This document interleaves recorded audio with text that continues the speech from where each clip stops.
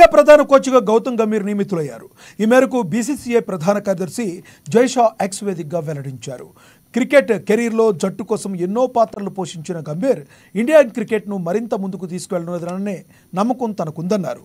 ఆయన అనుభవం జట్టుకు ఎంతో ఉపయోగపడుతుందని జైషా పేర్కొన్నారు. బీసీసీఐ ఆయన అన్ని విధాలా సహకరిస్తుందని చెప్పారు. టీ20 ప్రపంచ కప్తో ప్రధాన కోచ్గా రాహుల్ ద్రావిడ్ పదవీకాలం ముగిసింది. దీంతో కొత్త కోచ్గా గంభీర్ను బీసీసీఐ ఎంపిక చేస్తుంది. గంభీర్ సారథ్యంలోనే భారత్ శ్రీలంక పర్యటనకు వెళ్లనుంది. సహాయక కోచ్ల ఎంపిక విషయంలో కూడా బీసీసీఐ గంభీర్కు పూర్తి స్వేచ్ఛ ఇచ్చినట్లు తెలుస్తుంది.